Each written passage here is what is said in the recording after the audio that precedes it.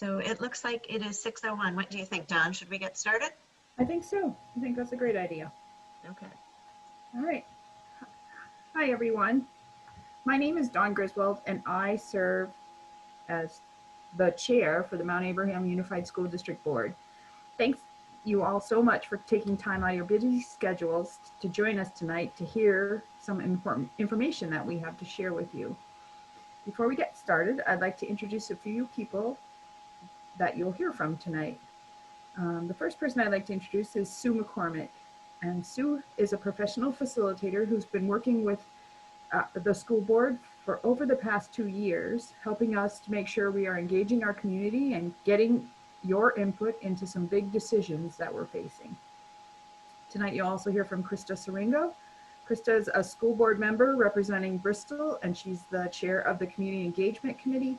And that committee has been working hard over the last 2 years to help us get in touch with our community members. You'll also hear from Kevin Hansen, a school board member, again, representing Bristol, and he's the chair of the Facilities Feasibility Committee. And Kevin and that committee have been working hard to comb through all that information that was included in the study report we got back. And finally, you'll hear from Patrick Green, our district superintendent and educational leader. We have a lot to share with you tonight, so let's get started, and thanks again. Thanks so much, Don. Hi, everyone. I'm Sue. It's so good to be with you tonight. And I'm going to serve in a bit of a moderator role tonight just to help keep our meeting moving smoothly. I just give you a little bit of information about the purpose of the meeting.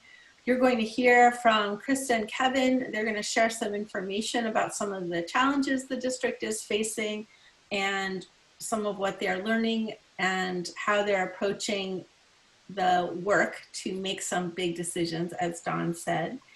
And after we hear some of that information, you all are going to have a chance to ask some questions, and then we're going to have an opportunity for you all to do a little bit of small group work to talk through what you're hearing, see if there are any key questions that you have that you want to share back with the group. So that's a little bit about the flow of the meeting. A couple of considerations to keep in mind, and Shannon, if you can just share the screen for a moment, we can put these up here. But first of all, we want everyone to be aware that this meeting is being recorded. So that's one thing. We're asking people to mute your microphone when you're not speaking. I think we're all getting pretty skilled at that. And then during the time of the meeting when we're talking in small groups, we just have a couple of very basic agreements that we hope you'll adhere to just to help us have a productive conversation. So in the small groups, we just want to make sure that all ideas people share get a fair hearing.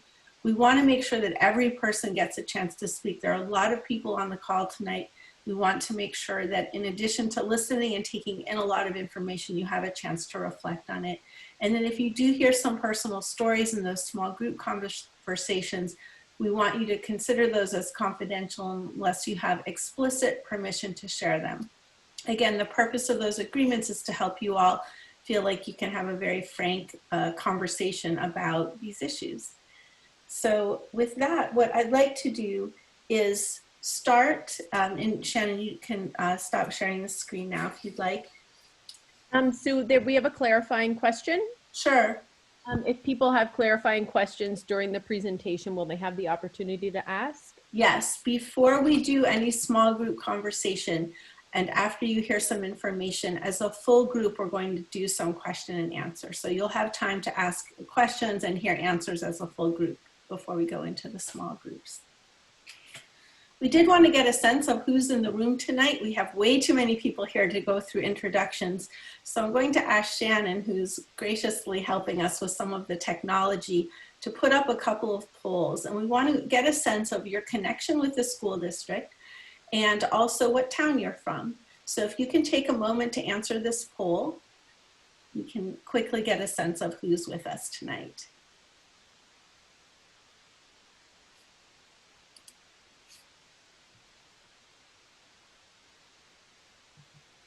I can't see where to answer the poll.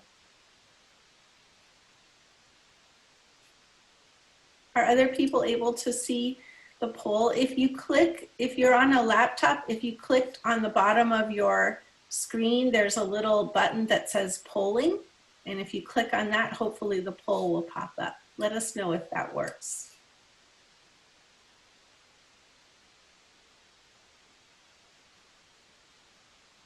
If you're on your phone, how does it work?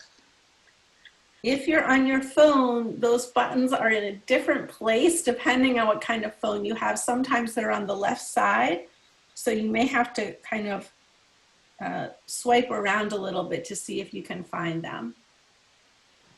If you have an iPhone, it's at the top.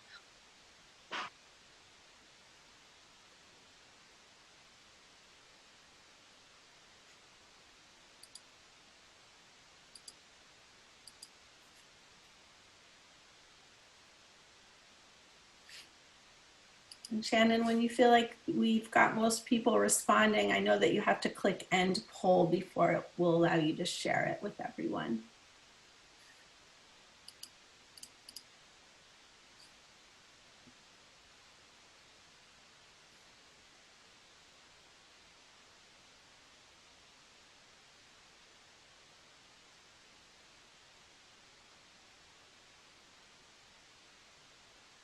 Can I see some thumbs up of folks who've been able to answer the poll? Let's see, we've got, I'm looking at lots of thumbs up.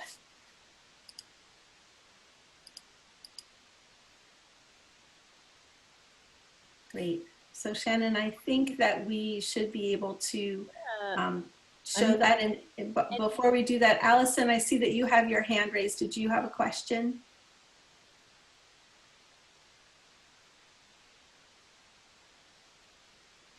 Allison, you can unmute yourself if you have a question. No, I don't have a question. I'm a little behind on the technology here, but I raised my hand because you said, can I have a show of hands? So there was a more button and it said, raise your hand. So I. Fantastic, Allison. You did we have people raising their hands in their video with the thumbs up and in the participant. That's great. Thank you for doing that. Okay, so let's take a look here.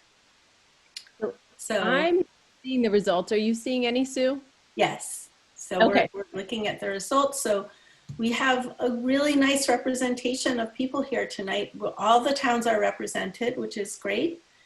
We seem to have at least one student with us, and we have lots of community members. That's the highest percentage, and then we have family members, staff, and school board members. So this is really great. It helps us know that we have a nice diverse group of people here to listen to this information and share some of your thoughts. So that's great.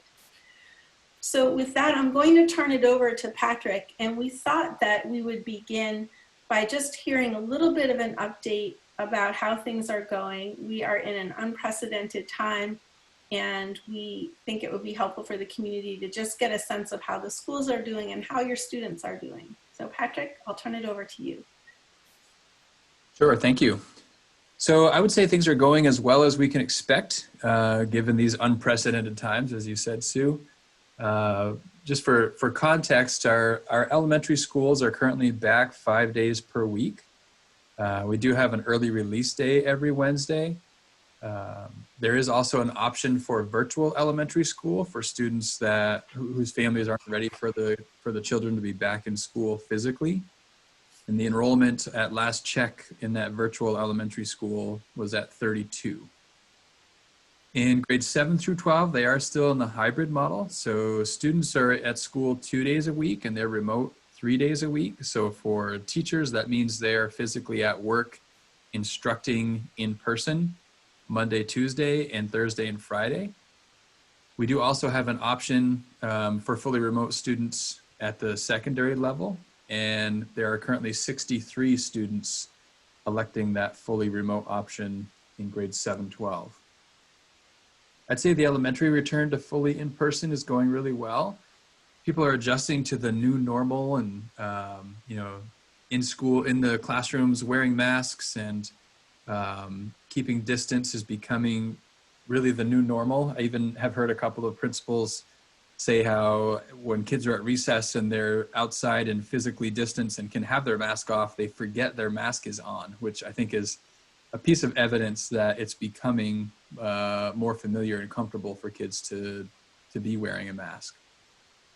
At Mount Abe, they are still working in the hybrid model, as I said, which is really hard. It's hard to juggle, and it was hard for our elementary teachers as well when we were in the hybrid model for grades K-6. But it's really hard to juggle the in-person students, the hybrid students, so those students that would be in person on the other 2 days, and the all remote students. So sort of 3 groups of students at a time trying to stay on top of, which is really hard, but our teachers are doing a great job. Having those Wednesdays where students aren't present and there's not that in-person instruction happening is really important for teachers. Gives them that time to stay on top of all 3 groups and connect with their colleagues and really just try to continue to manage this sort of challenging hybrid model that we're working through. We're still pretty early in the school year, so there's still a lot of emphasis on social and emotional health. Thinking about one of the community values that surfaced last fall, being socially and emotionally healthy kids. That's very much evident and alive in our schools right now. Guidance counselors are routinely checking in with students. Our staff are really all focused on supporting the social and emotional needs of students. So that's very much a focus for us still at this point in the school year. We are really happy to have our elementary students back 5 days a week. We know how hard it was for families during our all remote and our hybrid models. Juggling home life, work life, school life really created some tremendous hardships for our families.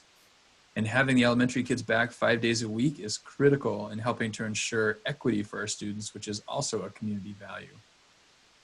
During our all remote phase in the spring, we noticed a lot of inequities in the kinds of support and experience that students were receiving, just given each family's circumstances and what each family had to go through to juggle what that meant for them. So having our elementary students back in person 5 days a week really helps address that concern of equity. Some similar challenges do still exist in the hybrid model at Mount Abe. Some students are doing really well, and some are really struggling with the hybrid model. We've been looking for ways to safely bring back some of our 7-12 students for more in-person instruction, but unfortunately at this point we haven't been able to find a way to do so safely while adhering to the guidance from the Department of Health and the Agency of Education. We are going to continue to keep exploring options, and hopefully at some point, the science and the epidemic itself will get to a point where we can safely bring more students back.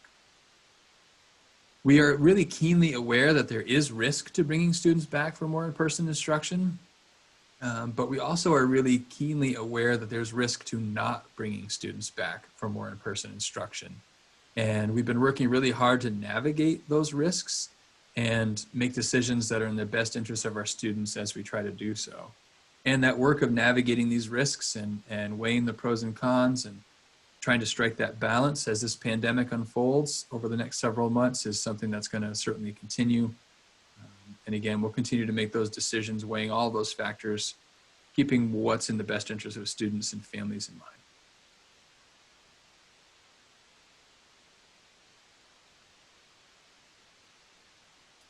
Thanks, Patrick, for that introduction. And now that we've heard a little about how the schools are doing, how our students are doing, I'm going to turn it over to Krista to talk a little bit about some of the work that's happened to engage with the community around some of the longer term issues that you all are facing. So Krista. Thank you, Sue. And thank you, Patrick, for sharing that update. And I think I probably speak for all of us when I say how much we appreciate all of the work of the teachers and the staff and you and your team to figure out how to get kids back in school in as normal a way as possible, considering these really abnormal times.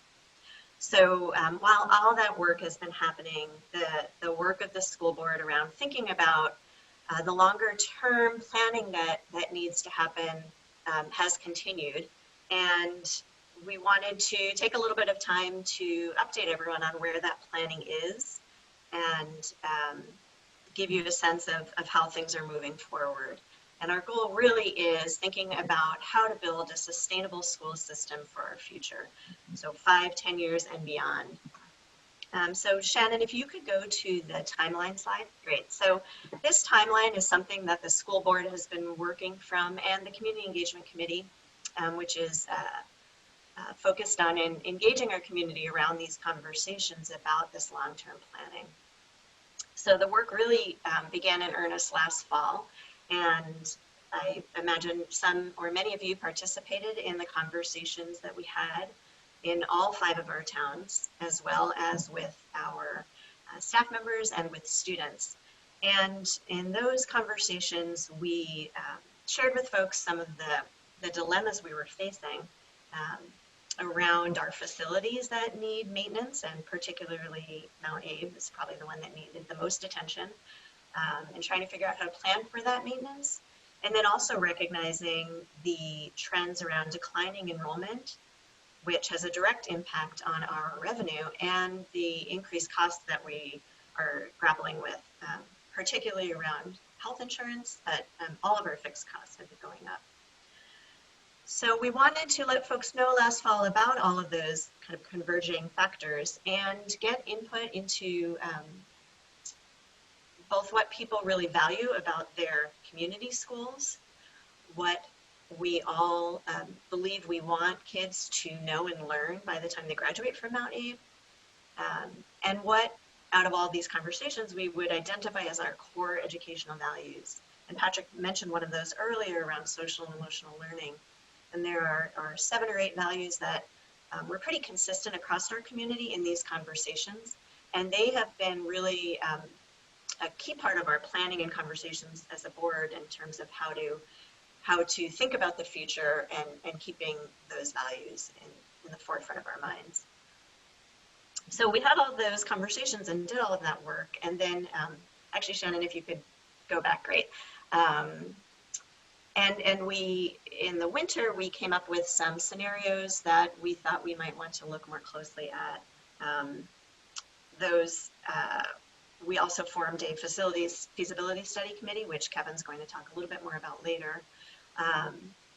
And then our planning or our conversations with the community kind of took a pause while that work began, but then we also had to start dealing with COVID. And so while in the early spring, things were pretty quiet on the community engagement front, in the background, some of this work was happening. Around the middle of the summer, we decided it was time to start rebooting some of these conversations about our longer term plan with the community. And that's part of why we're here with you this evening. We want to inform and re-inform folks about what it is we are grappling with.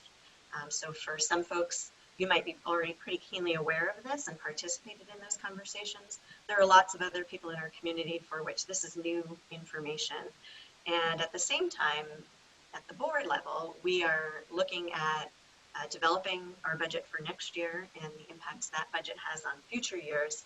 And so we know that we need to continue to move these conversations forward. So as we thought about how to start those conversations in the community again, we've done a couple of different things. One is to distribute a mailer. And so it looks like this, and hopefully you all received this. It went to all 5 town residents and describe some of these factors that I mentioned that we're grappling with and our plan for trying to form a long-term plan for our district. We also developed a series of video shorts, and 2 of the 3 of those have gone out already. The 3rd is still in the works. And we're conducting these town halls. And so this is all our way to start this conversation again and to get everybody up to speed and all of the different things we're thinking about. So Shannon, if you could go to the next slide, I'd like to just take a moment to show this first video again. I think it does a really nice job. It's only about 2.5 minutes long, so even if you've seen it, I hope you won't mind watching it again. It does a really nice job of taking some of these complex issues and presenting them in a pretty digestible way. And this first one focuses on some background info. So if we could show that, Shannon, that would be great.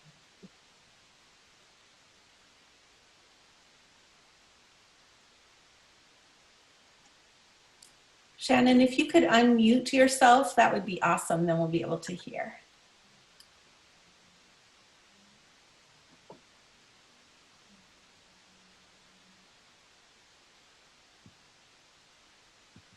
Over 50 years ago, Bristol, Lincoln, Moncton, New Haven, and Starksboro came together to form the Addison Northeast Supervisory Union.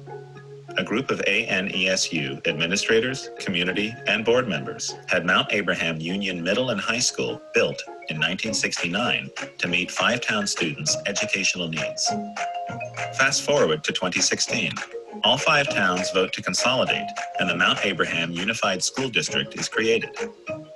Like many school districts in Vermont, MAUSD is facing significant challenges, most of which predated the current COVID-19 pandemic. 1. Decreased state funding due to declining student enrollment. 2. Improving student outcomes. 3. Aging facilities. And 4. Ensuring all students have access to equitable academic experiences. The complex question we face in 2020 is this: how can we shape our future together and create a vision to improve our students' education in a sustainable and fiscally responsible way? To help begin gathering information to answer this question, MAUSD reached out to the five-town communities and held 7 community engagement meetings in the fall of 2019. Over 250 parents, community members, staff, students, administrators, and board members attended these meetings. Values, ideas, and essential questions expressed at these meetings have informed administrators and the board as we problem solve what configuration of programming, facilities, grades, and staffing will best serve our pre-K through 12 students in the future. As in the late 1960s, the five-town schools are at a critical juncture. In the next of our series of 3 videos, we'll share more details about the challenges, including the MAUSD financial picture, enrollment trends, and information from the NESDEC Facilities Best Use Study. After we share this critical information, MAUSD will continue seeking community input via a survey in October. Thank you for watching. Please share with your friends and neighbors. Okay, great. Thank you, Shannon. And if we could go to the next slide, what I'd like to do is, I hope you have your popcorn ready, because I'd like to show the next video for you as well. So this one provides some more detail to the data around the data that we're looking at and the different scenarios that we're exploring. This one is about 3.5 minutes long. I want to mention that both videos talk about a community survey going out at the end of October. And we've actually had some good conversations and have decided to push the survey out until mid-December. We want to make sure that we have a really well-timed and robust way to get input from our community that that the board can make good use of when trying to figure out what we might want to put before voters on town meeting day. So I just want to point out before I show this second video that that we will be doing a survey, but that it will be coming out in mid-December. So if we can show the next video, Shannon, that would be great. Welcome to MAUSD Shorts number 2, The Reality. In the last video, we shared current and future challenges facing the five-town schools and how administrators, the board, staff, students, parents, and community members came together to identify education values and vision. In video number 2, we'll present the data driving this conversation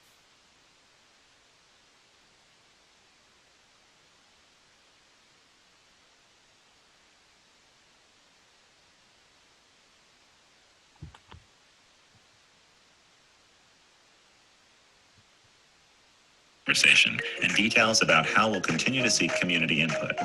In 2010, there were 1,662 students in the five-town schools. By last year, that number had dropped by 18.5% to 1,354. Projections from the New England School Development Council predict another 15% drop in student enrollment by 2030. What makes this concerning is that any drop in student enrollment creates a deficit in the MAUSD budget.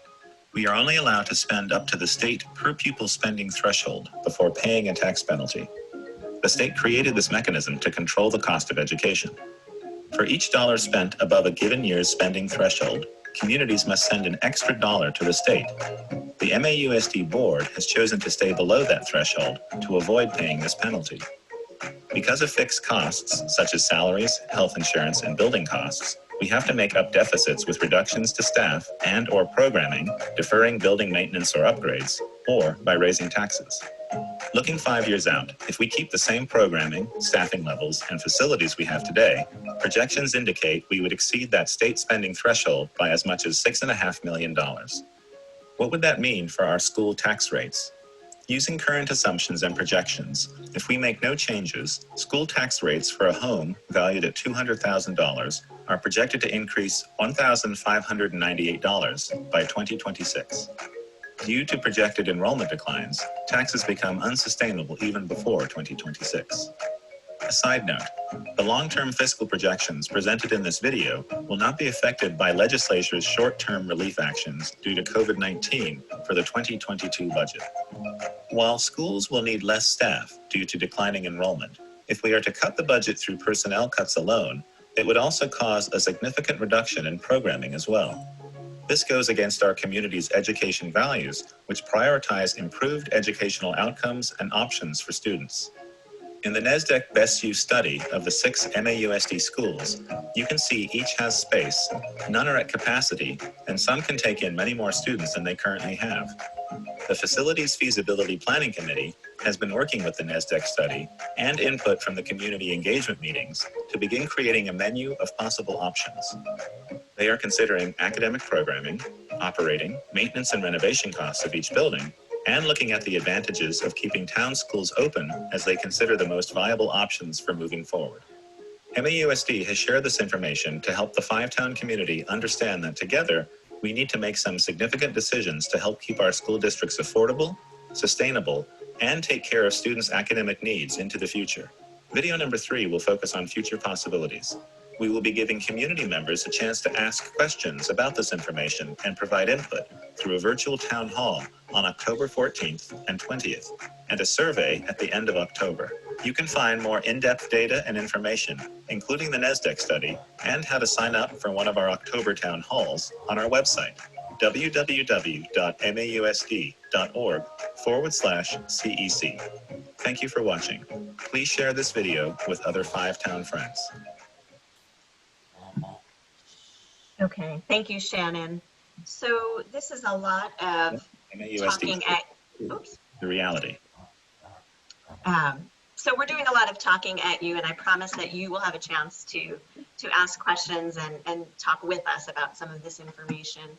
But I want to introduce Kevin Hansen, who is the chair of our Facilities Feasibility Study Committee, because you were introduced to some different reports and scenarios in these videos, but he's going to talk more in detail about the work of his committee and a little more about that information. And then I promise we're going to pause for questions and discussion. So Shannon, I think you could probably stop sharing the screen and we can turn it over to Kevin. Thank you. Actually, we should probably continue to share the screen. There are some slides that list some of the high points that I'm going to be talking about that may help people follow along. That sounds great. Kevin, maybe you can get started so people can just see your face for a few moments before we go back to sharing, and then Shannon can go back to sharing. Okay. We'll want to back up just a little bit and talk about the scope of the NESDEC report. If you look at what the original proposal is, we did receive a complete report for what we asked for and what we were considering. The report was commissioned to analyze the current capacity with respect to students and enrollment trends. The assessment looked at each campus and the current utilization of those as a district. It also took a deeper dive into projecting future enrollment for the division as a whole. It looked at birth rates, both current and recent history, and projected based on trends what would be over the next planning year of 10 years. They all, and as a basis to help them figure out the projections, they looked at new housing rates of construction in the 5 towns, zoning regulations, and how they enhance or control build out. They looked at the real estate market to see what the appetite is or what historical trends are for buying and selling houses in the area. And they also considered regional and national trends. They are a organization that works throughout New England, so they have a lot of depth as to trends in the New England area.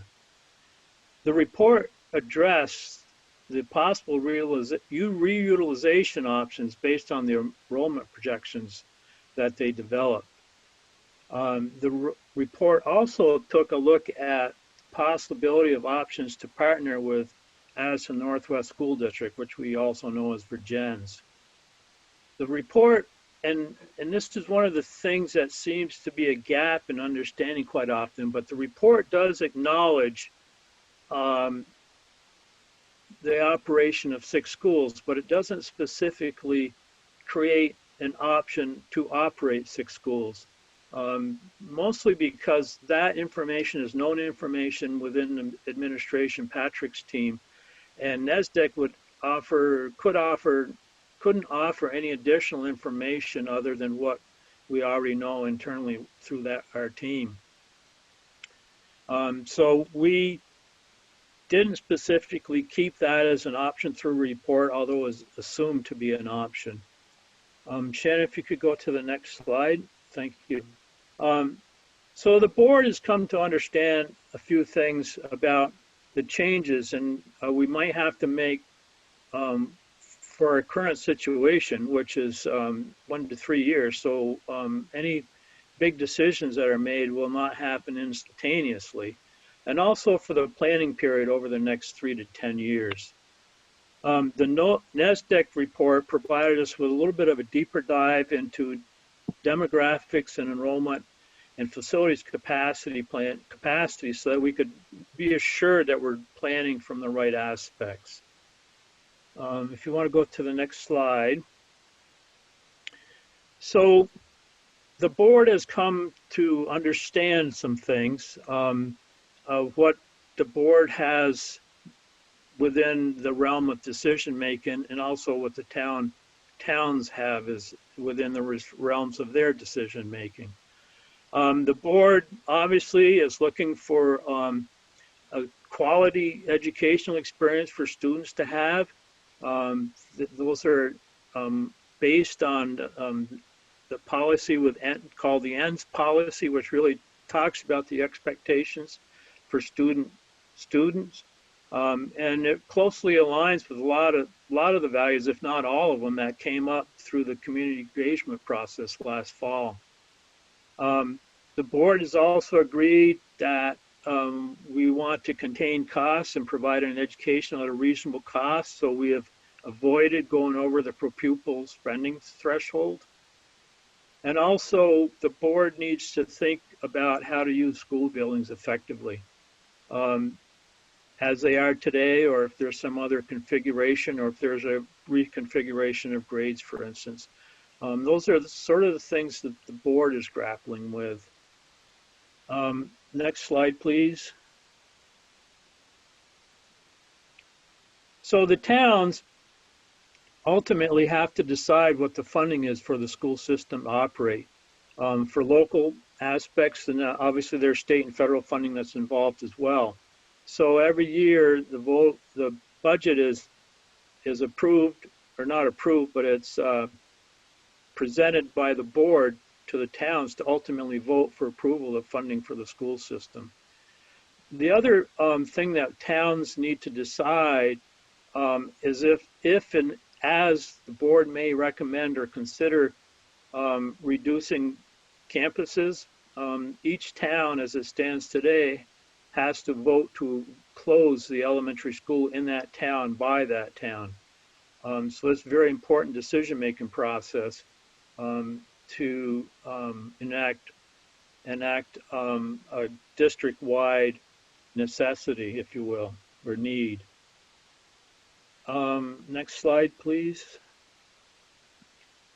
So here are some of the things that we're looking at to inform this challenging decisions that the board ultimately is going to need to make, not easy ones.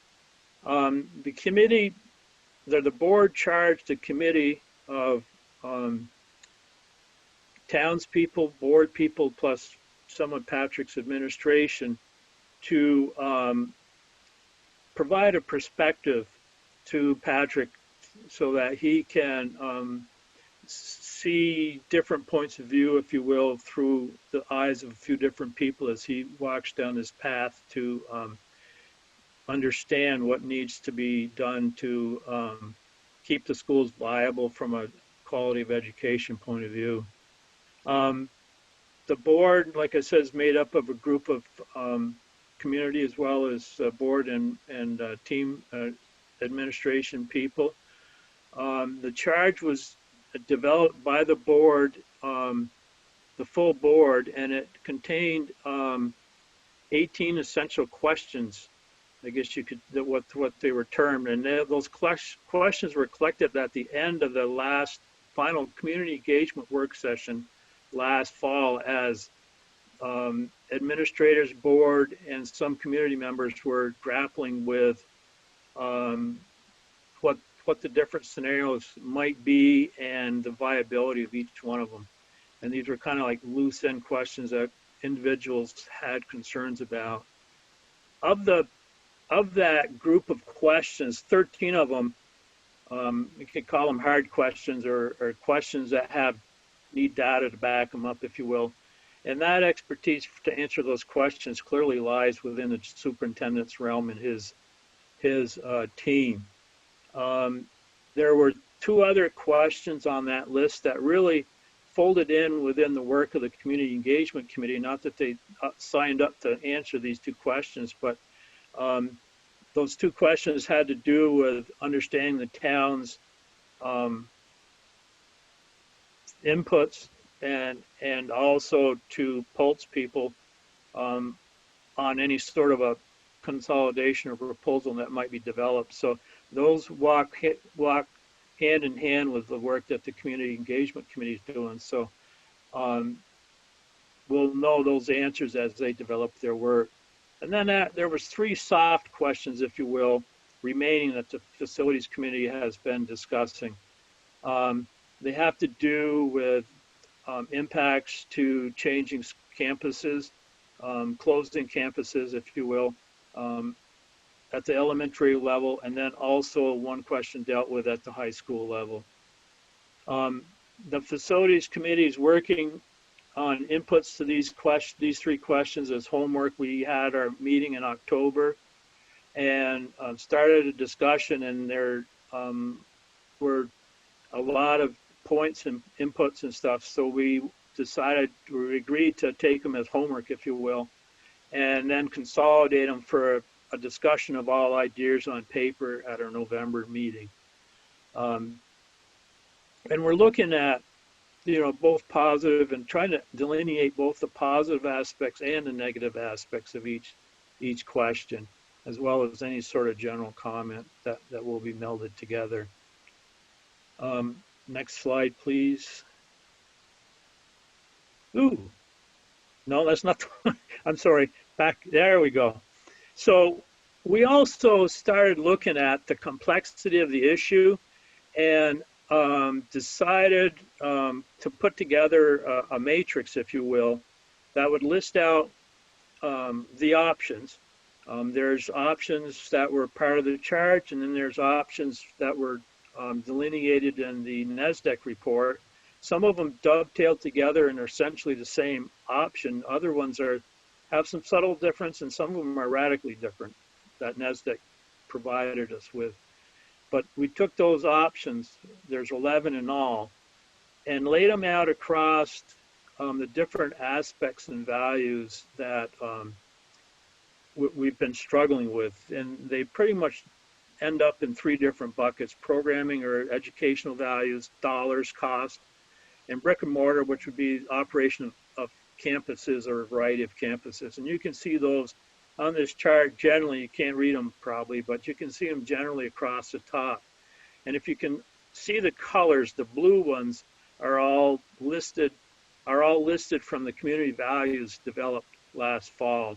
The red ones, mostly to the right, were charge questions, and the black ones, which mostly center around dollars, were developed as part of the chart to consider dollars, which weren't heavily discussed with either the community values or the options at the last the options at the last work session last fall. So the committee met, as we talked about this in October. We started looking at the chart and again realized there's a lot of input and a lot of thought that needs to go in it. So again, we had homework. We went away with homework to fill out this chart, and it's relatively high level chart, plus minus or zero as no neutral, if you will. And then we will be taking this and putting it together so that everybody on the committee can see what the individual responses are and then discuss the alignment or lack thereof of the chart in their November meeting. I think that's really pretty much where the facilities committee is. We're looking to consolidate our activities in the November meeting and have things start to really come together and then finish up with an advisement, I guess you'd say. You know, Patrick ultimately and his staff, his team will ultimately have the daunting task of determining what to propose to the board for options and whatnot. So we are providing a lens from a different perspective, and we will hopefully at the end of reviewing our option matrix come up with 3 different scenarios, kind of bucketed in operating all 6 schools, whatever configuration that would end up being in, and narrowing down the options for campus realignment within the district, and then also partnering with Addison Northwest and looking at campus realignment along with partnering with Addison Northwest. And you can see the 3 big boxes on this matrix. If you can see the detail, is basically what is the thought processes in each one of those buckets. So we look, if we will be successful if we can narrow it down to 3 options and hand those to Patrick so that he can have that input to make further clarify or consider what his options are. So thank you for taking the time to listen. That's, I guess, back to Krista or Sue. Yeah, so before we, so thank you, Kevin, and I know there's a lot of information here to digest. I did want to let everyone know that there are, that all of the links in this presentation are going to be shared back out and also live on the Community Engagement Committee's web page, which is pretty easy to find from the MAUSD homepage. So Kevin, so I don't think we expected anyone to be able to read this options matrix slide, but there are links to those that we'd like to make available to everyone. And it's all going to live in a notes document. So as we get into the Q&A, I'm going to capture all of the questions people have and the responses, and that will be shared out as well. So I think Sue was going to help us facilitate this next portion of our evening where we get to hear a little bit from you. So Shannon, if you're able to stop your screen sharing so we can see each other again. And what I'd love to do is, for this part, is if folks can put their videos on, that will be really helpful to us.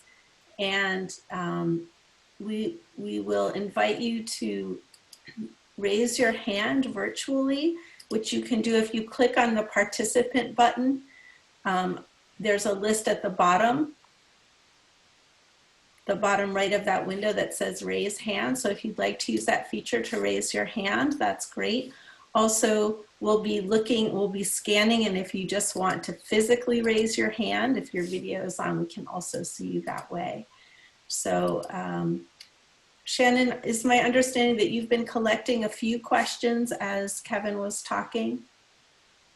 None have come in yet, but if Okay. people want to send questions to me through the chat box, I can read them out loud. And then Shannon, do you want to call on people that you see doing the virtual hand as well? Yep, I can certainly do that. Whenever you're ready, I can start. Okay. So Allison, you've had your hand up for a while, and I don't know if that was just a inadvertent or not, but if you have a question, you have the floor, Allison. Okay, Michael Fisher. Unmute myself. Just a clarifying question about the video.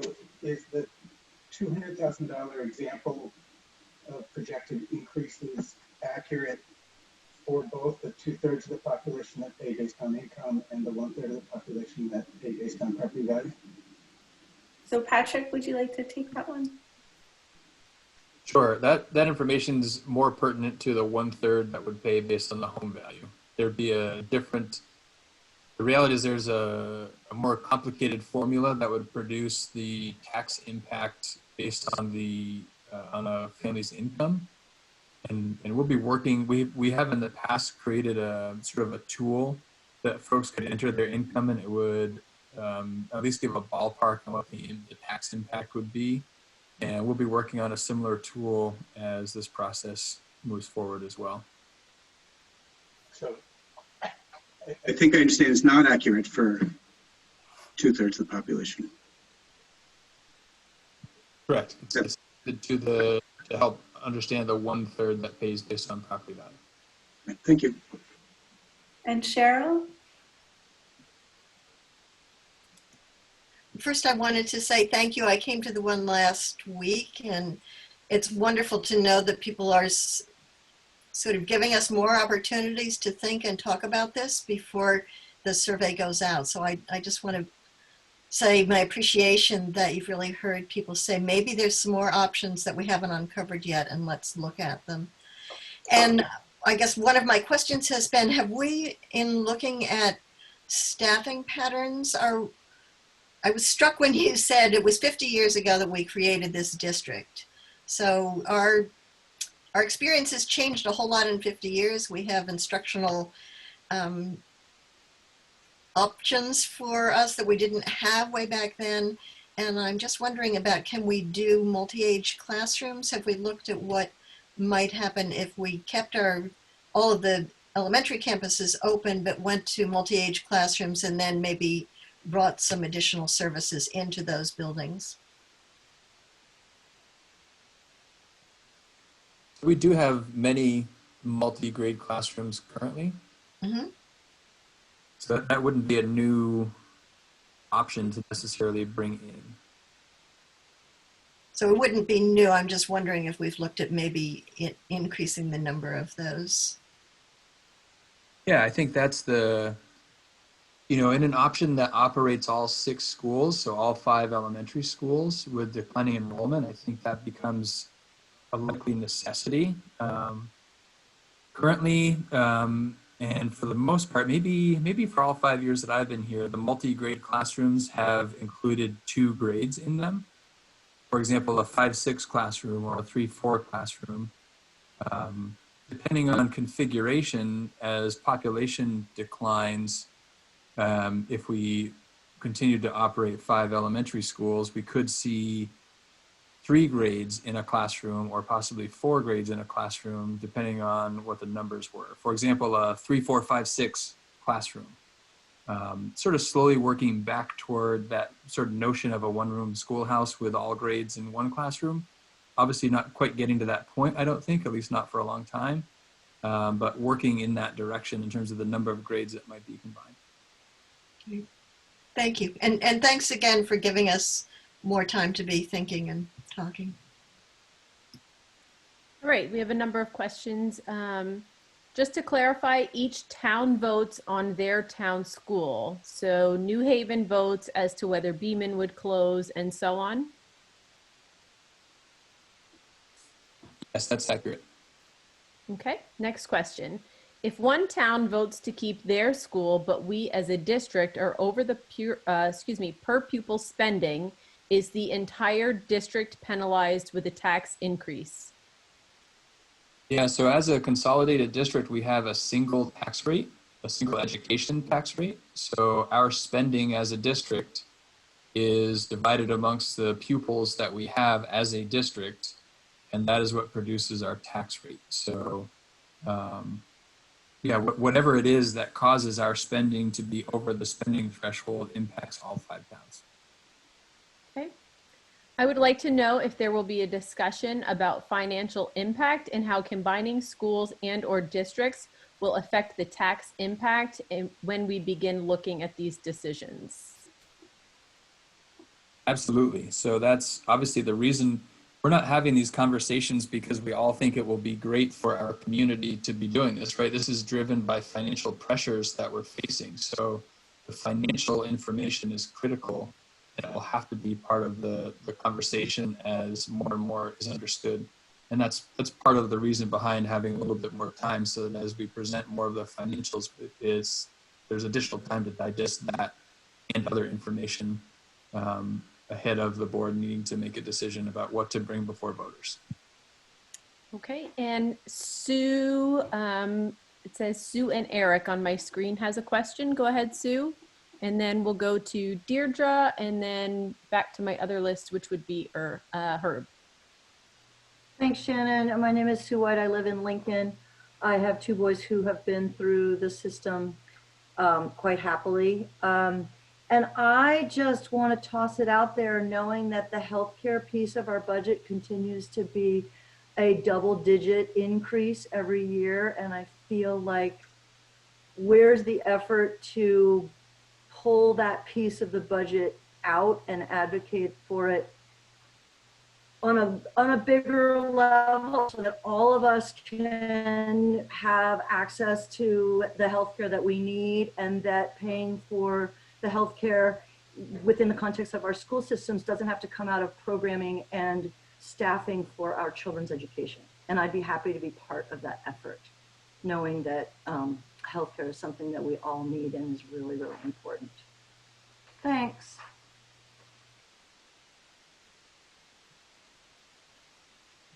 Can I make a quick response to that? Thanks, Sue. One of the things that I'm going to add to the notes that I'm compiling is the school community partnership document that we started when we had some conversations this summer.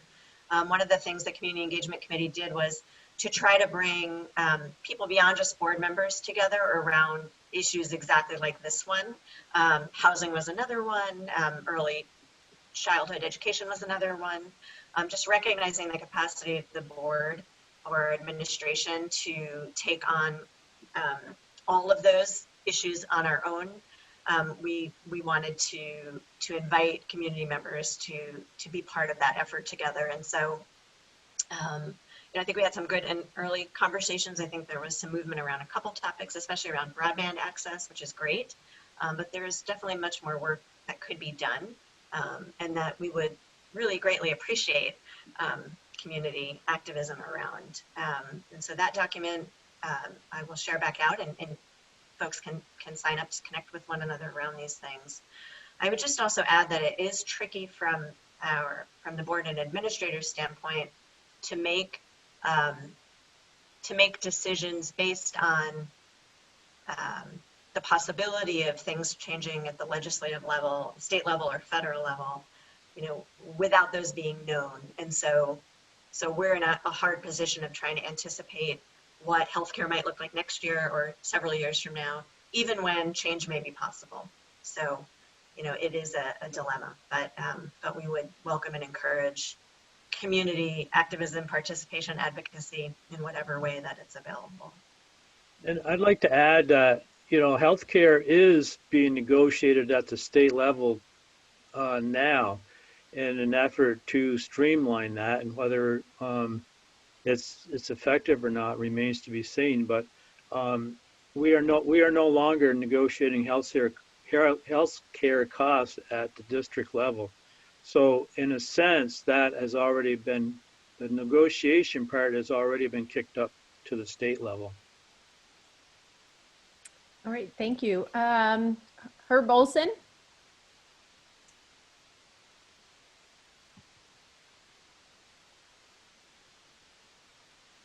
There we go. All right. It's always a bit of a challenge here. So, thanks for especially the Community Engagement Committee.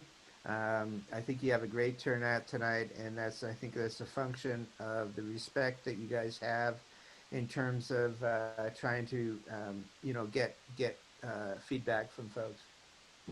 So my question has to do with, whether we're really ready for this vote for a decision about closing schools.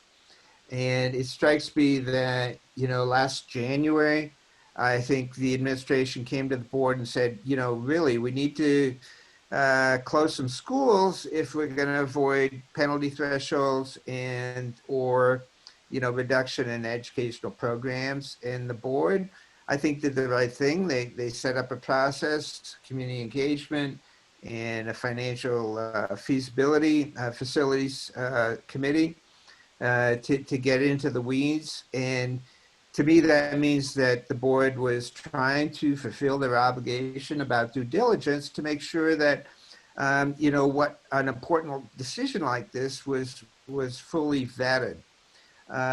Unfortunately, I don't think, I think it's pretty clear, and I think Kevin acknowledged that we really haven't gotten into the financial details. In fact, the meetings that I heard, the facilities committee explicitly said, we're not going to deal with financial issues. We're going to leave that to the administration. And yet the committee was still trying to grapple with, well, let's narrow down the options to give to Patrick, then to present to the board. And I don't understand how that makes any sense. I don't understand how the board can really fulfill their obligation to explore all the alternatives if they're not going to have good financial information. And, the options can be very much narrowed. I think there are financially feasible options that should be explored. I don't think we have the time to do it this year. I think if we really want to explore closing schools, we need a much better, more in-depth financial analysis of the options. Thanks for sharing. Thank you. Deirdre and Tammy, and then Kristen Blanchett.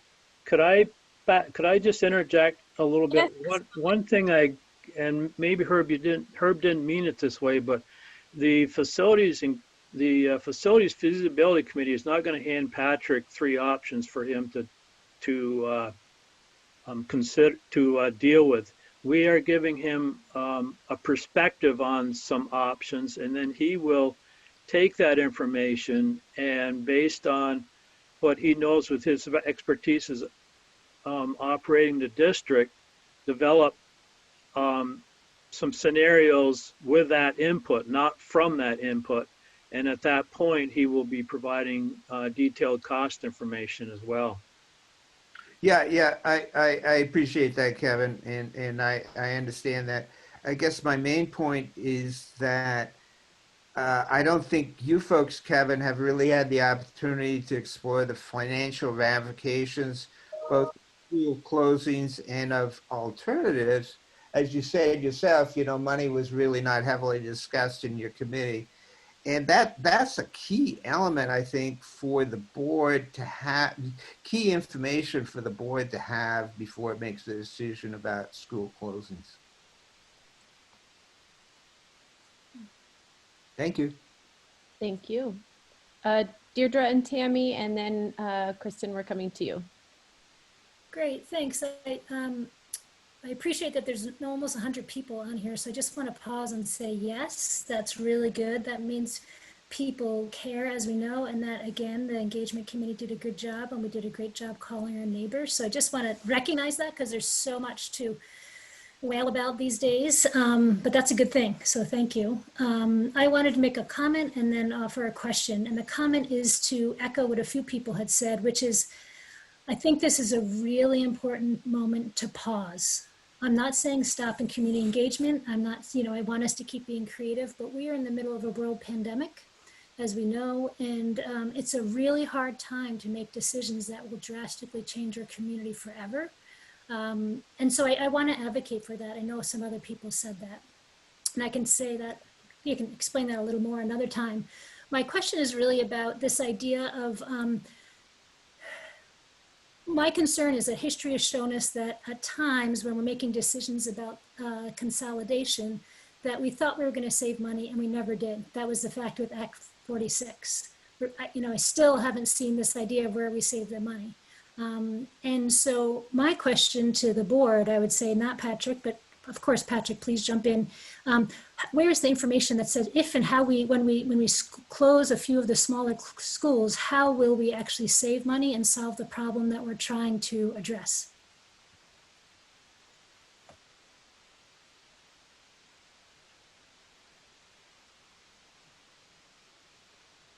I just want to respond to that, and if I could, to just say that those are the questions we are going to be asking of Patrick when we hear his recommendations. And so all of the feedback from these engagement efforts help us to remember which questions are important to our community, but many of them are ones that I think the board is already imagining we're going to request of Patrick. And in order for him to really provide a pretty in-depth analysis, I think that's why he's looking to narrow down what was initially, 7 to 8 scenarios to 3 to 4. So, so the input from the feasibility committee and the input from these events helps to narrow that down, but it is without the hard data that we'll be getting from him when we hear his recommendations. So thank you for those questions, and we hope that we will have more information on that. All right, Kristen? Oh, thank you. And thank you everybody for being here tonight. This is absolutely great to get input. So I was on the Moncton board for 7 years, and now I've been on this board as a Moncton rep for 2 years. So some history there about dealing with budgets and what have you. And I think that, going forward, we would not want to go over the threshold because then we're paying money for nothing. So I mean, that's just been the marginal line for the school board, all the years I've been on. We will not go over that because then it really seems like a waste of taxpayer money. So as we look at decreased revenue, I think that would not be a good option to do that. And so, we would have to look at some of the other options which we've put out there. And I think we're really looking at the information we have, that not this budget, but the budget for 22-23, is that it? So the budget for the year after next is the one where we would have to really start making some bigger changes. And as we go through the budget process, which is coming up, we'll have more public meetings, and some of those numbers will come out there. Again, all great questions people are asking, and information that we will have at some time in the next couple of months. But again, we don't want taxpayers to pay for nothing by going over that tax threshold. I would not vote for a budget that did that personally, and I don't think any of you would either, probably, unless you have tons of money. And the other question that we've talked about a little bit is, how small is too small for a school too, socially and emotionally for kids? That's just another thing I wanted to put out there. But again, thank you for being here and keep asking questions. It's really helpful. Thank you. We have just a couple more questions in the chat that I think would be helpful for people to hear.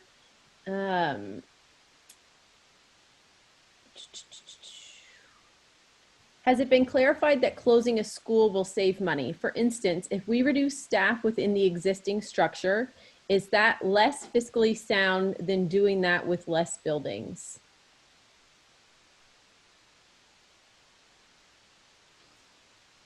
Well, there's a certain amount of cost to operate a building.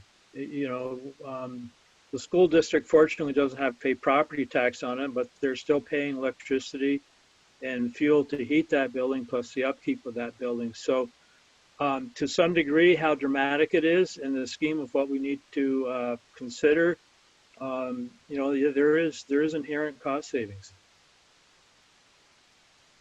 Thank you. Have you included any analyses of how COVID-19 has impacted population increase in Vermont and therefore in enrollment? Additionally, There are projections that due to climate change, there will be migration to northeastern US.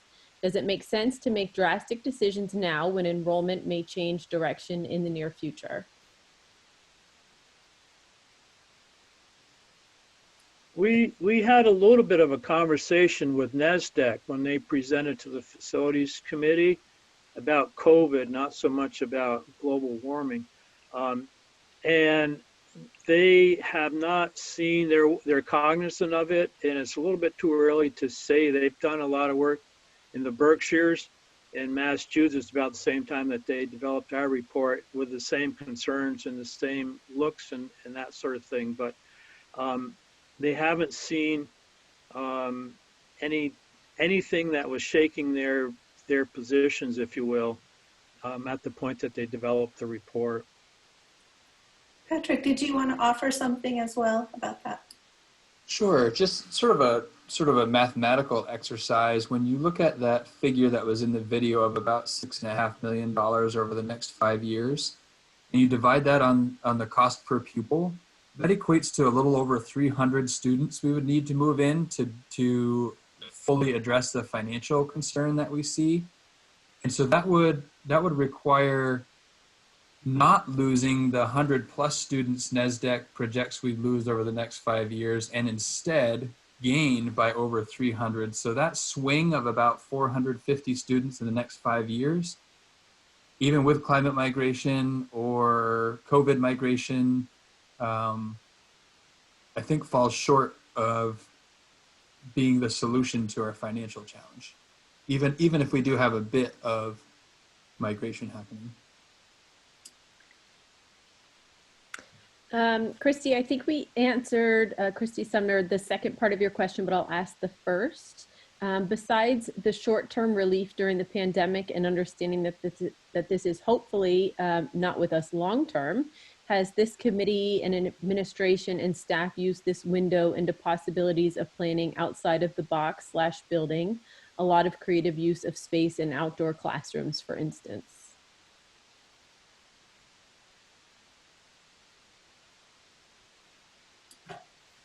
I guess I can speak to that a little bit. So I think for sure the idea of use of space. So what comes to mind for me when I'm thinking of that is the public-private partnership conversations that have been happening, which I think have a lot of potential value.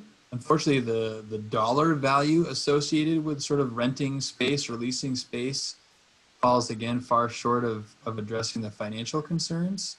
I think we calculated needing to rent out something like 150 classrooms or whatever the number was, which I don't think we even have that many classrooms. So from that sort of use of space concept, I think that didn't present as a viable solution for the financial challenge. And in terms of outdoor space, obviously there's a lot of outdoor space being utilized now, but I'm not sure where the question's going in terms of the use of outdoor space and addressing the financial challenges that are prompting these conversations. Whoops. We have a couple more people, it looks like, that have had their hands raised, so maybe we can get a few more questions and then start to transition to some small group conversation. We have a couple more questions here, and then we'll get to Jen and Michael. Thanks. Would a partnership with Addison Northwest allow for economies of scale at the superintendent's and central office level? Yeah, that's the idea, right? So really, in some ways, what we're working through here are pretty high overhead costs, given the number of students that we're providing education to. And that's a similar experience to what's happening in Addison Northwest. So for sure, as populations of students decrease, looking to limit that overhead cost is a driving factor. And absolutely, operating two central office staff increases that overhead cost. So I think taking a look at that possible partnership, if that meant sort of on the more extreme end of partnering, which would be merging districts, that's what it would really take to be able to eliminate a central office, which does produce considerable savings and decreases at overhead. So that's really where the potential lies on the greatest end in terms of a partnership with Addison Northwest. Thank you. I have always thought of the penalty fee for crossing the threshold as a tax on higher spending districts, which helps fund districts that are getting higher property tax relief. We are not throwing this money away. It is not leaving our state. Additionally, do we really know what the threshold money will be in the future? Great question. I want to preface all of this by saying we don't know for certain a whole lot of things. We don't know for certain what the spending threshold is for next school year. That information doesn't exist yet, or if it does, it hasn't been shared with schools in terms of building budgets. What we're doing is making a lot of projections about the future based on what we've seen in the past, what we know about formulas that exist, using information from NESDEC. So there's very little that we know for sure in terms of the specifics of what's happening, but I think we have a lot of historical data, which is now supported by what the NESDEC report produced, that suggests we're on a trajectory that is problematic and will get more and more problematic as time goes on if we don't make some significant change. All right, so Jen said that I asked her question, so somebody else had the same question. We'll ask Mike Fisher's and Chris Ross's, and then Sue, I'm gonna look to you to see if you wanna keep asking questions or if you wanna go into the breakout sessions, and then maybe if there's time, do more Q&A. I'll leave that part up to you. So Michael Fisher, if you wanna ask your question, and then Chris Ross, and then Sue, I'll leave it up to you if you wanna continue with Q&A or move to the next segment. Thanks. So Michael Fisher, you have the floor. Thank you. I want to add my voice to the appreciation to both the committee and the superintendent's office and to the community. Thank you, everyone, for showing up. This is a great showing, and I really appreciate this conversation. I think it's important. So in this conversation, I guess I just wanted to respond to a few things that have been said. Sort of most directly to Kristen's point about never going over the threshold. It depends. If we barely went over it and it was an ability to save our school, I mean, it depends on the degree, I guess is what I would say. But to that point, I really did want to repeat something I said before at a previous meeting. The high spending threshold is no longer, a percent of the average. It's no longer 130% of the average.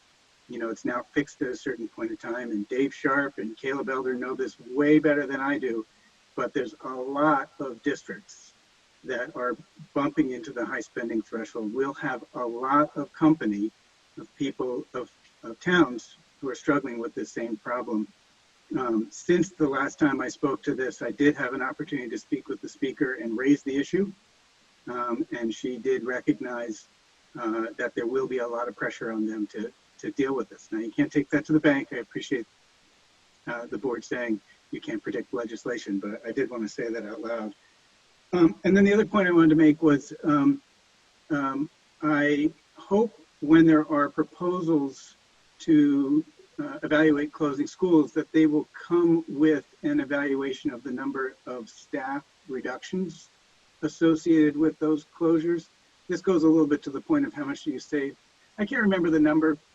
How much of the budget is staffing? It's a high percentage. And so I really just want to make the point. I assume that when we talk about closing schools, there would be some savings associated with not running those schools, and there would be savings associated with reductions in staff with any of those scenarios. And I look forward to seeing those. Thank you. Thank you. And last question, and then I'm going to turn it back over to Sue. Chris Ross. Hi, Christopher Ross with the Addison Independent. Thanks for convening this town hall. Kevin said, as it stands today, town voters are the only ones with the authority to approve school closure in the school that they host in their own town. Under what circumstances would that change? And does the district anticipate that changing?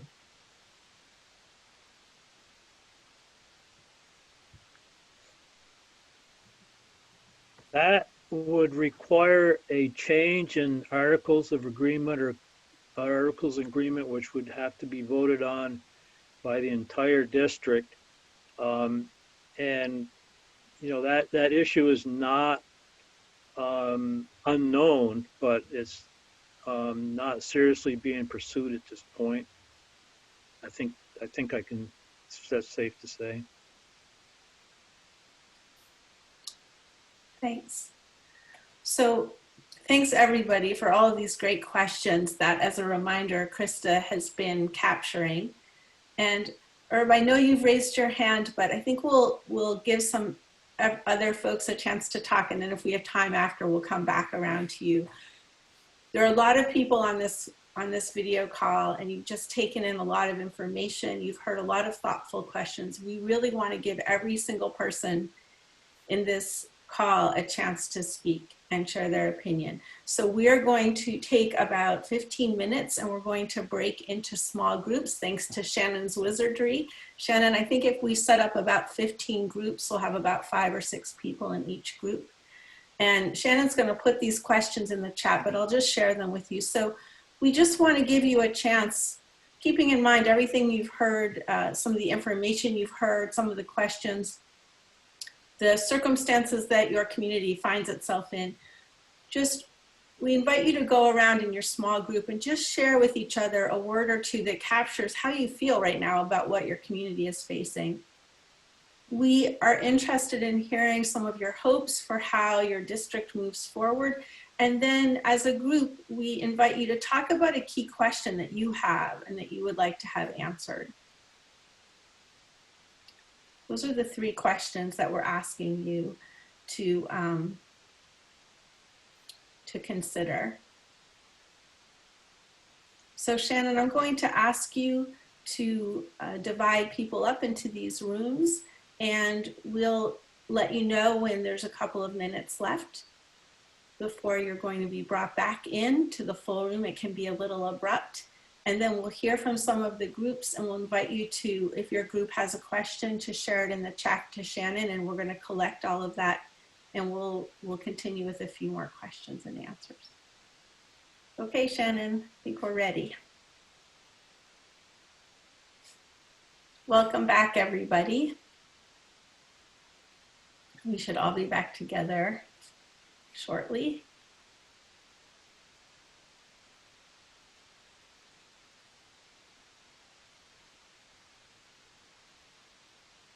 If your group came up with some questions that you want to have answered, if you can put those in the chat box, that would be great, to Shannon, and she'll collect those.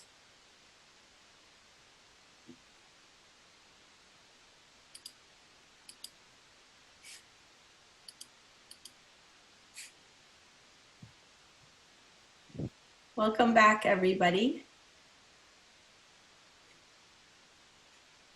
In our remaining time together, we're going to hear from a few of the groups, and then we're going to turn it over to Krista, and she's going to talk a little bit about next steps. So I think we had about 14 different groups. We're not going to go around and hear from everybody, but we'd like to invite you, if your group had a question or two that you really would like to learn more about, if you can just send those in the chat box to Shannon, and she'll share those with Krista, and I know Krista is putting together an FAQ kind of thing to share back with the community based on your questions. So feel free to put those in the chat box. And at the same time, we would love to hear from a few groups, just some highlights of your small group conversation. And I want to encourage people who haven't had a chance to share yet in this meeting to speak up. So you can either physically raise your hand or use the chat box, or just start speaking. Christy, were you trying to raise your hand? No.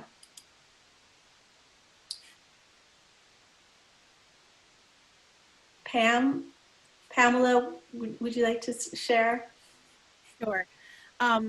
So in our group, we talked about the elementary schools and, you know, how important we've found with COVID that our younger kids are back in the classroom and back with our teachers.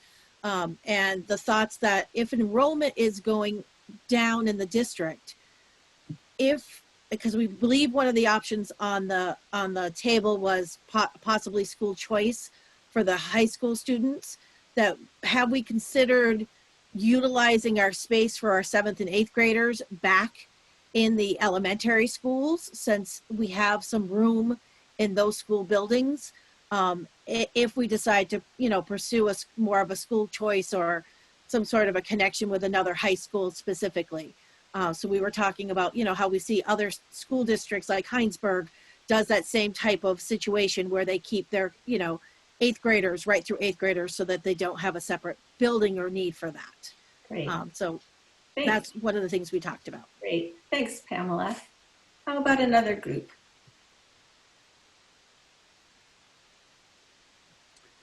So our group mostly focused on considering the community as all 5 towns and wanting engagement from that. And the question that we were discussing is really, how do we reach that entire community and have their engagement decision as part of the process so that we have this collective ownership of whatever outcome we have. Great, thank you. Mary, I think you might have been giving a thumbs up to Pamela, but I just want to make sure that was your intention. Did you want to share? And if you just can unmute yourself, that would be great. So, thank you. No, that was an idea that I hadn't heard before, and I liked it, Pamela's idea. Okay, great. Thank you. Anyone else like to share some highlights from your small group conversation? Hi, I was just going to share what our group wrote down for their questions. One was, again, reiterating the question about healthcare. And the second one was whether or not the leadership has discussed innovative ways to actually utilize our buildings as sort of magnet schools or magnet attraction for expanding the clock and increasing, offering evening classes for tuition or flexible school days so that students could come to our high school from other school districts because it meets with their family needs or their family schedules. Have we considered how we would expand what we offer as a school versus reducing? Great, thank you, Scott. Other thoughts?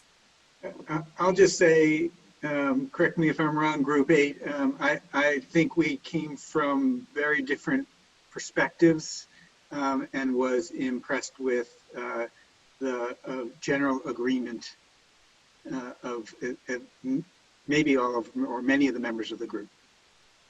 Michael, what was your general agreement?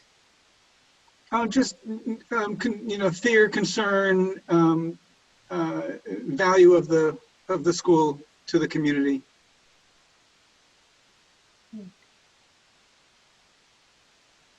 Let's hear from one more group at least, and then I'm going to turn it back over to Krista.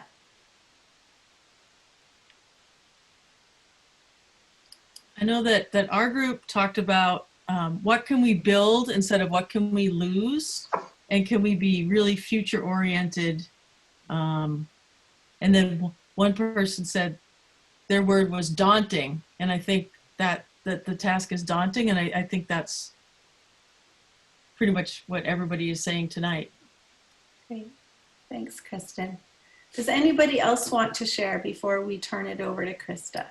Sure, I'll say that in our group, we talked about the word devastating to describe what could be happening, what seems to be happening. And one of the wonders was, what impact will these community engagement discussions have on the options that Patrick presents in December? Thank you. Like how transparent is the process, I think, is one of the questions. Thank you. I'll just quickly add that our group talked a little bit about adaptations with COVID and being open to the mixed use of technology to influence our learning for our students.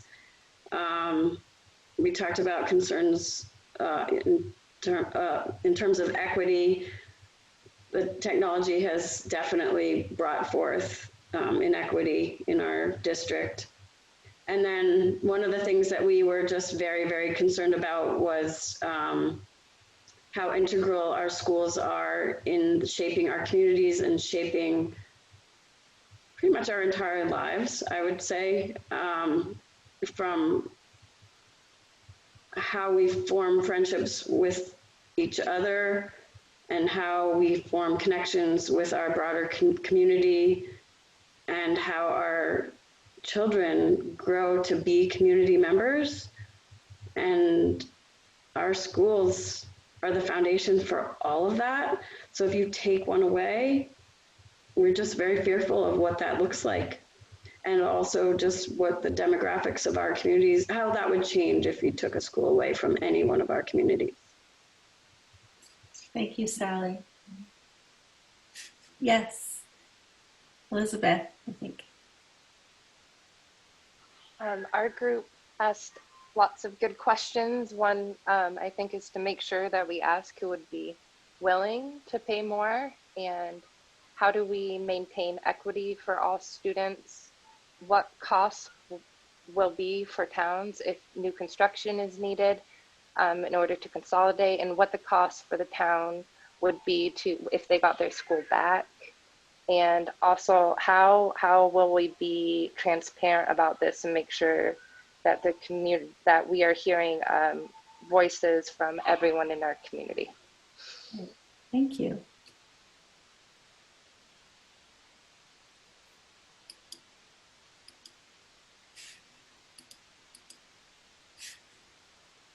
I'm definitely hearing some themes among what people are sharing about, first of all, of course, the way people value the schools in their town and the the dilemma that you're facing. And then also people are sharing thoughts about this desire for creative thinking and transparency, and to continue to engage with the community and hear people's views and to make sure that those are incorporated in your decision making. So thank you, everybody. With that, I'm going to turn it back over to Kristen. She's going to talk a little bit about some of the next steps, what's coming. Okay, thank you, and thanks everyone for hanging in there.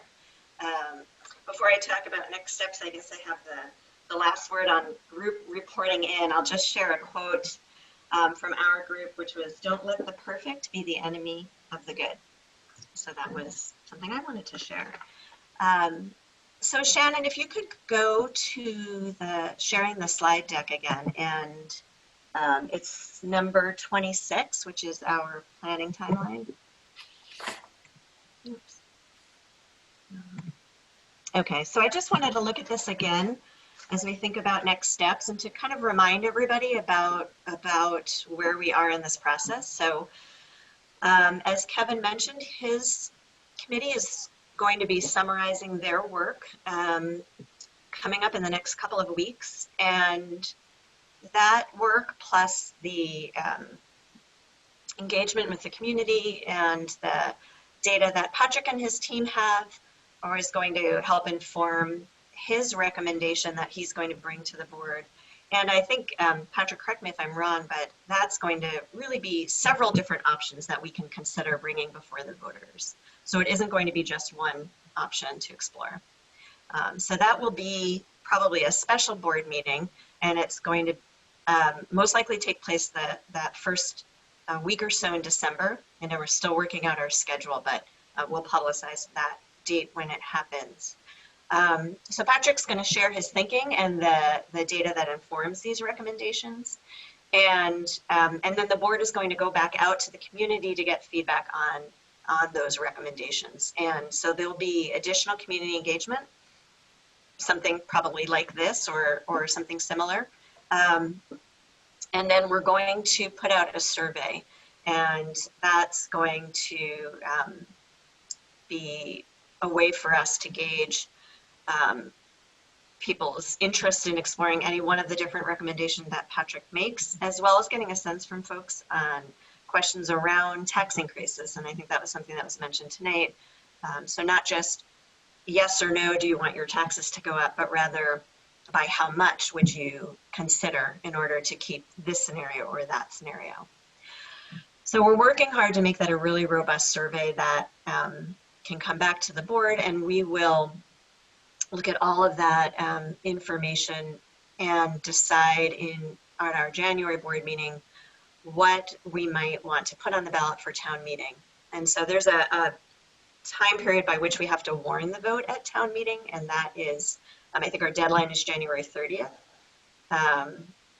And at the very least, we'll be warning our budget for next year. But based on all these conversations and recommendations and input, we may decide to add other ballot items, and that will be what, what we're trying to get our head around after we hear from Patrick. So those are what's going to happen. That's kind of the timeline for what's going to happen next.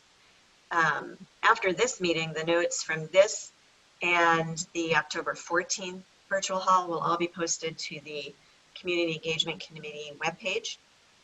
And we'll share back out those notes and links in the other ways that we share information as well. So Front Porch Forum and Facebook and all the places. So you should be able to access all of that.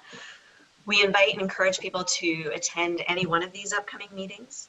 And if you have any questions at all about the process, please don't hesitate to get in touch with us. And I think that kind of covers what our next steps are. So I would like to just wrap up by thanking all of you again for coming tonight. I'd also like to thank Shannon for helping us navigate the Zoom piece of this, which is super challenging and incredibly helpful to have someone focusing just on that. So thank you, Shannon. Thank you to Sue for all of your work. You've been a great partner over the past few years, and we really appreciate your insight and your assistance. And thanks to Patrick and Kevin and everyone else for being here with us. So we look forward to seeing more of you in the coming months. And I think that's about it. Thanks everyone. Thank you, Krista. Thank you. Take care. Thank you. Thanks, everyone. Thank you.